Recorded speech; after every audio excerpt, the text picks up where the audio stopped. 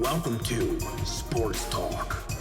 Hello everyone, welcome. This is Nick from Top Notch Sports. Today we're going to go over the 2023 Las Vegas Raiders salary review and off-season moves for 2023.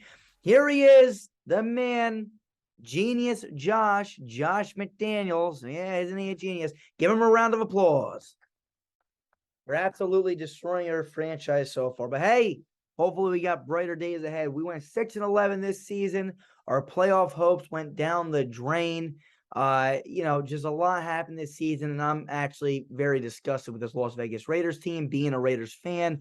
I keep all these series very, very, very, very unbiased. I try to keep it fair, honest, and accurate for everybody. But this video will be a special video because I am a Raiders fan. I can add a little bit more insight to these videos because, again, I've been watching this team my entire life, and I know a lot about this team. With that being stated, let's hop right into this video for this little bit of a mock offseason, mock draft, mock free agency, and mock offseason, just all in all together. So here we go. Here you go. Here's the expected starters. This page right here is the guys that are currently under contract. Now, the guys in green, if you cut them, you save money. The guys in red, you cut them, you lose money. So I'll be like, hey, where's Josh Jacobs? Well, he's not under contract, right? We got to re-sign him. So that's why he's not listed on this page. Again, so a quick example, if you cut Colton Miller, which we would never do, you lose $6.7 million. You cut someone like Brandon Bolden, you save $2.2 million. Right now, we currently have $34.4 million in cap space. So again, we do have a lot of money, and the biggest question everyone's saying, and we do know what's going to happen now because Josh McDaniels and Dave Ziegler basically have came out and said it, is Derek Carr. My guy, Derek Carr. Derek, I do want to tell you this. I'm kind of a lost at words here because I thank you for all that you've done for our organization. You have not complained once. You were loyal to us. You did everything that you could do for this terrible of an organization that never surrounded a team around you. And every time we did surround a team around you, we either fired the coach or the coach resigned. So I want to thank you for all that you've done. And I truly do hope you the best going forward. As a former player, as a current coach, as a person that studies the game, it really bothers me and it hurts my heart to see that someone that was as loyal as Derek and that played as good as Derek in such turmoil times for an organization, he never complained, and now we just kind of did him dirty in a way. And I know that you Raiders, you Carr haters are going to hate me saying that, but we did this man dirty, however you want to look at it. But again, enough with my monologue. I just wanted to open up with my opening monologue. So here we go. So let's hop into the next slide, our notable losses. But again, let me know who you would cut on this slide. Let me know who you would keep. Here we are now. Here are our notable losses. So these are the guys that currently need a contract extension or we're going to let them walk in free agency. First things first, you got Josh Jacobs, running back, expected contract is a 4-year, $48.6 million deal. He plays 75% of the snaps when he was activated on the roster. Now, again, one thing about this percent of snaps played, this is when they were actively on the game day roster as well. Okay, so that's why some of these numbers might look a little iffy. Rock Ya-Sin, cornerback, expected contract 4-year, $43.5 million. Played 89% of the snaps. Now, again, you guys might say, why is it 89%? He wasn't there for a few of the final games. That's exactly it. When he was active, when he was activated and wasn't on the IR, he played 89% of the snaps when he was active. Next guy, Foster Moreau, tight end, 4-year, $36.1 million deal, 84% of the snaps played. Jermaine Illuminor, offensive tackle, 3-year, $16.8 million contract, 83% of the snaps.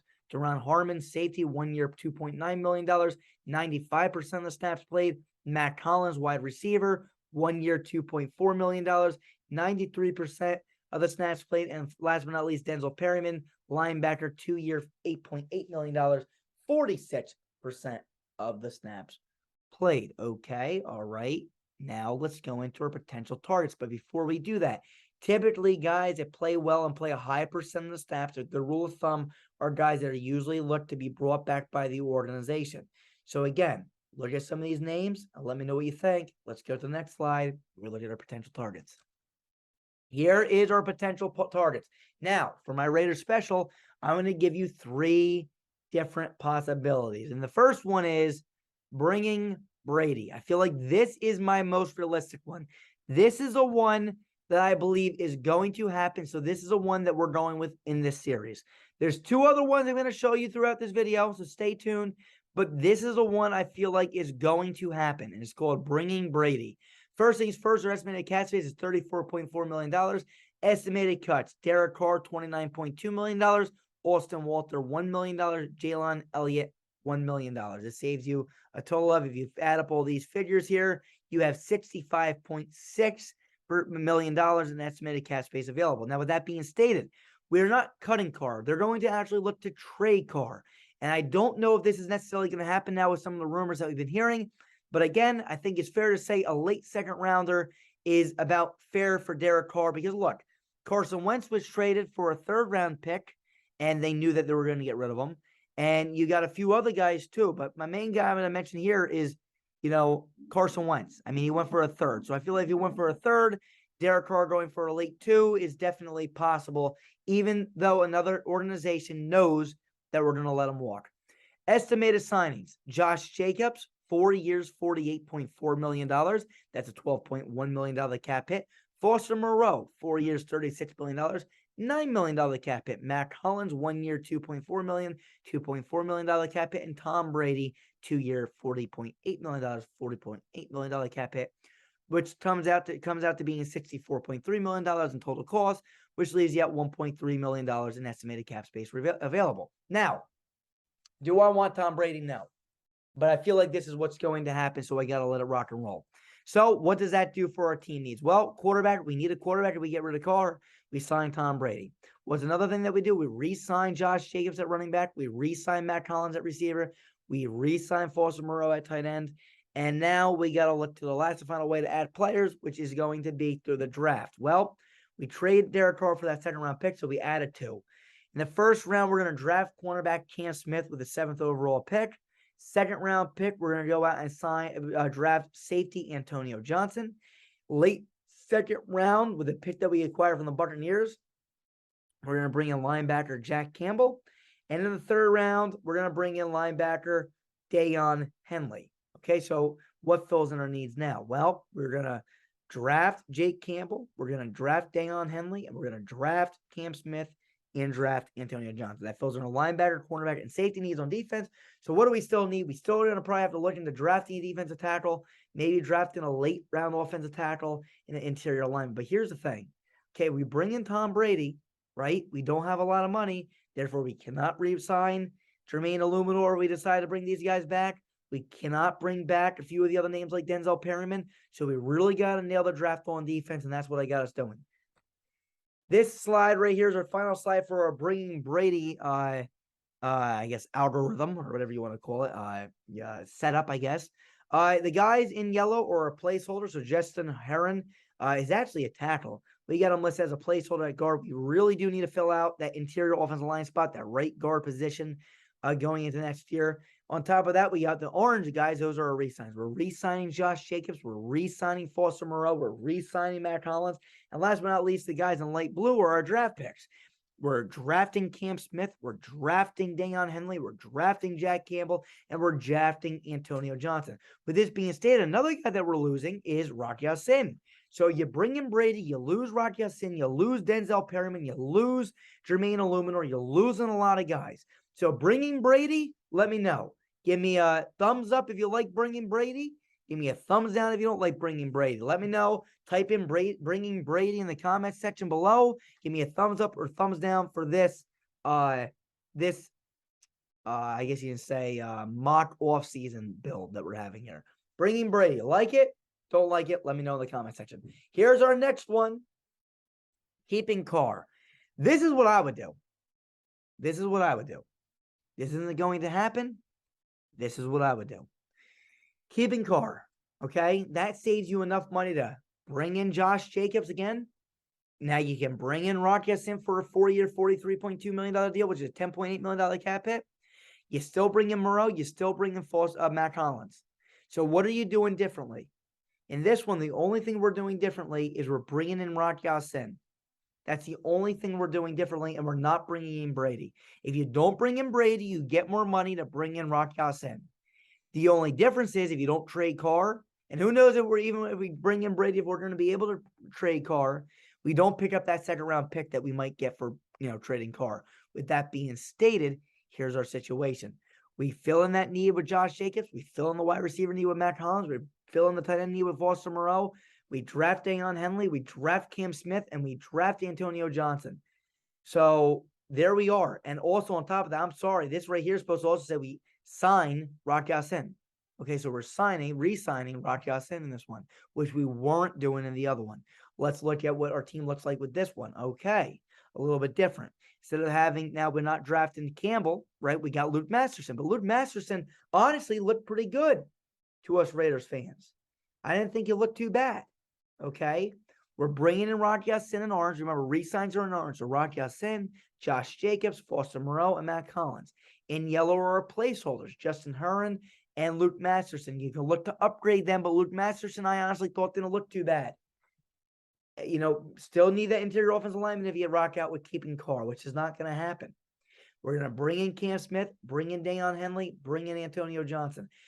Maybe you look to bring an offensive tackle if you kept Carr. Or, you slide Munford in. I like Munford, honestly, as a tackle, to be honest with you. But again, here's our mock thing for this. So let me know. Thumbs up or thumbs down for keeping Carr and this mock off season. And we got one more. Building foundation. Okay, building foundation. Same thing as a Brady one. You're getting rid of Carr. You're getting rid of the same guys.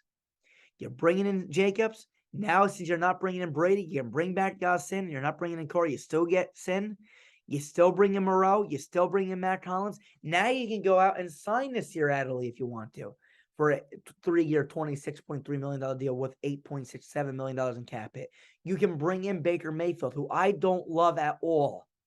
But I don't think at 7 you're going to be able to bring in, Young, Levis, or Stroud.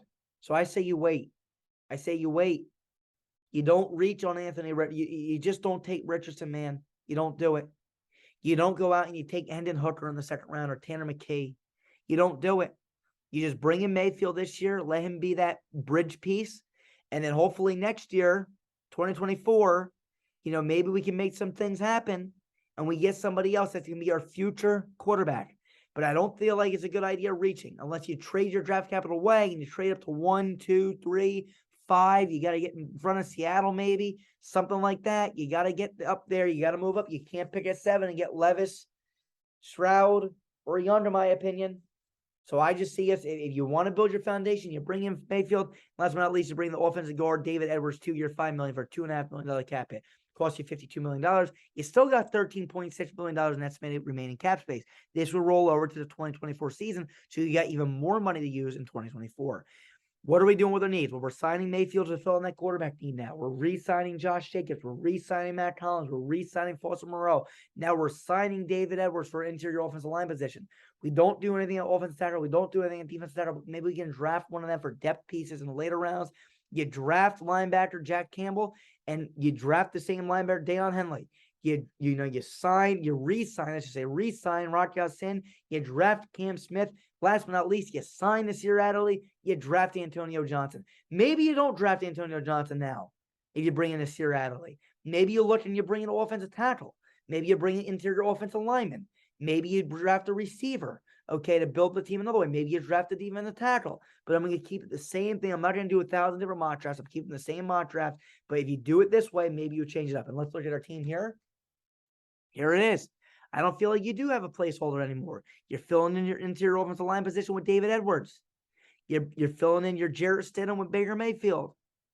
Josh Jacobs is coming back. Foster Moreau's coming back. Matt Collins is coming back. You got a healthy Hunter Renfrow. You got a healthy Devontae Adams. You got a healthy Darren Waller. Thayer Mumford, I think, is very good. I do think he'll be fine for us. You got Rock Ya-Sin coming back. You got Nate Hobbs coming back. You got Cam Smith you're drafting. Dayon Henley you're replacing with Luke Masterson. Maybe Luke Masterson beats him out, but you're taking a chance. You're bringing in Jack Campbell because you can't re-sign Denzel Perryman.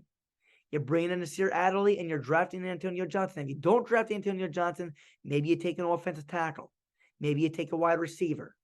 You do something that way. But look, if you do this, I feel like the team is looking good for the future because you're bringing back your key pieces in Ya-Sin, Josh Jacobs. I love Moreau still. I know he dropped some passes. I love him. And you got a lot of draft capital. I feel like this is our second best thing to do. I think the best thing to do is run it back with Carr. And I know a lot of you don't like that. It's not going to happen. But you run it back with Carr. You give Carr his weapons. Adams, Renfro, Waller, Jacobs, Moreau. You get everybody healthy. You're 2 in the system. I think we go and we become a playoff team. But again, I'm going to go back. The most likely option here is bringing Brady. Let me know what you think. I feel like if we bring in Brady, I feel like you also might be bringing in Rob Gronkowski if you do this. And again, they can work some numbers out and do some crazy things and, increase that 1.3 into being like 10 million and bring in Gronkowski and do this and that, blah, blah, blah. But look, I hate this. Tom Brady was never supposed to be a Raider in his career. And me being a Raider fan, if this wins us a Super Bowl, yay, hooray, we won the Super Bowl. But I'm also like, that's not the Raiders building up. Just like Tampa Bay, you won with Brady. If you're a Tampa Bay fan, you can't feel happy about that. You're bringing Brady to Tampa to win one.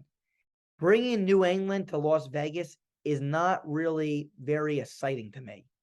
And I don't want to see that. And I much rather win with Carr or win with Mayfield. But I don't think we'll ever win with Mayfield. I think this will be a bridge year. I feel like this will give us our best chances of winning in the future. If McDaniels wants to win in the future, you do this. But I feel like he's feeling a little bit of pressure from the fans and from Davis. And in order to buy him some time, if Vegas can win a Super Bowl with Tom Brady, that will buy him another 2 to 3 years. And hell, Raiders fans, man, will be living in misery because I don't know if Josh McDaniels can do it on his own. Ladies and gentlemen, let me know what you think. I think we can go from a 6-11 team, if this is our roster and this is what I'm running with this series, I think we can go 10-7 with this roster. And I think we make the playoffs, but I don't think we go all the way. If this is our roster, I don't think we go all the way. I think we make the playoffs. I don't think we go much further. Ladies and gentlemen, let me know what you think in the comment section below. Let me know what model you like the best. Till next time, we'll see you guys soon. Peace. We are built better.